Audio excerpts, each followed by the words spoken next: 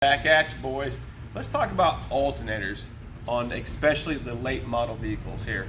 A lot of these vehicles use a smart charging system. For example, this particular vehicle is a late model GM. The customer's concern is they see the gauge drop below 13 and idle at times, and they're concerned that they have a bad alternator.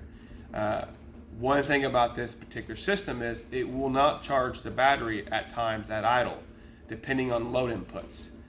If you need to do testing, it's important to know that if you put the headlights on or the defrost, it can default to a regular charging mode and you can do your testing. So we wanted to do our due diligence for the customer and ensure that this charging system is working properly.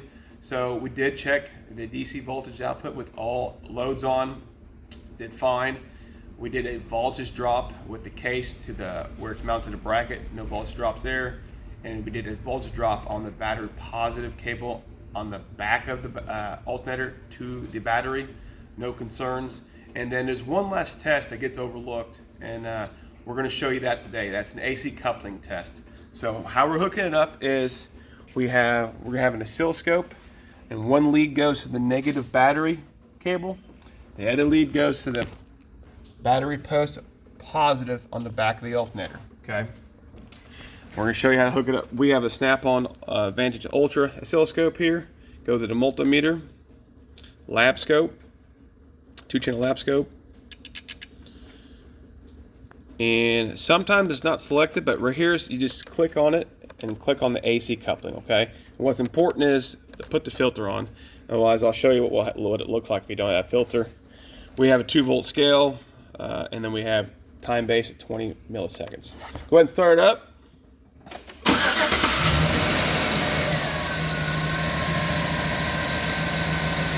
Alright, so if you take the filter off, I'll show you what it looks like. Real hashy. So let's clean it up. And we can get into a faster time base also.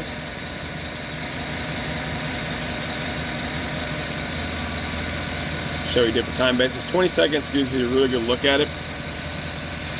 Waveforms on alternators can be really tricky. You can't solely base it off that. Normally when you have a failing diode or rectifiers that's going out, a lot of times they're noisy, not always, but they can cause a lot of electrical interferences. Go ahead and shut the truck off, and it can disrupt the ECM or any controller by the alternator. So if you have excessive leakage of AC voltage, it can cause a lot of electrical problems. And that waveform looked great. If you have a bad alternator that has excessive leaking AC voltage, you're going to have some pretty bad waveforms, pretty rapid changes, and it's going to be very noticeable. But in this case, we proved out very minimal leakage, looks normal. We can soundly tell the customer this alternator system is working great, no charging problems, and we'll send them on the way, and we won't have a comeback. So if you're going to do it right. See ya.